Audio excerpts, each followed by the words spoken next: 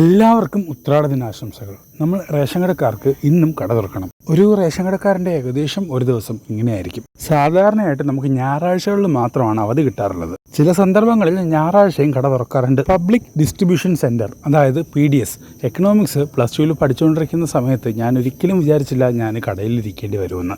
കട തുറന്നു കഴിഞ്ഞാൽ ആദ്യം EPOS മെഷീൻ ഓണാക്കുക. EPOS മെഷീൻ്റെ പിറകിൽ ഒരു പവർ സ്വിച്ച് ഉണ്ട്. ഈ പവർ സ്വിച്ച് പ്രസ് ചെയ്യുമ്പോൾ ഓണാവും.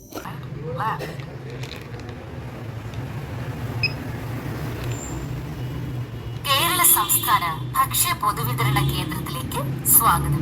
പിന്നെ കടയിലിരിക്കുന്ന ആളുടെ തമ്പ് വെച്ച് ലോഗിൻ ചെയ്ത് കയറണം. മെഷീന് നെറ്റിൻ്റെ എന്തെങ്കിലും പ്രശ്നം വന്നു കഴിഞ്ഞാൽ കേൾക്കുന്നത് കടയിലിരിക്കുന്ന ആളാണ്. ഇപ്പം മെഷീൻ ഓണാക്കിയ സമയത്ത് തന്നെ കടയിൽ ആൾ വന്നു. ഉത്രാട ദിനം ആയതുകൊണ്ട് കടയിൽ ആരും കാണത്തില്ലെന്ന് വിചാരിച്ചു.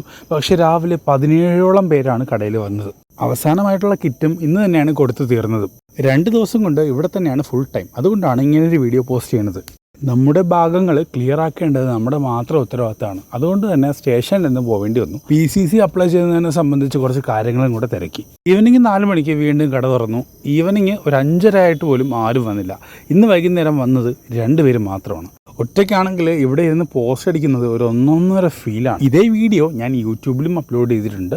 യൂട്യൂബ് ചാനൽ സബ്സ്ക്രൈബ് ചെയ്യാത്തവരാണെങ്കിൽ സബ്സ്ക്രൈബ് ചെയ്യുക, സപ്പോർട്ട് ചെയ്യുക.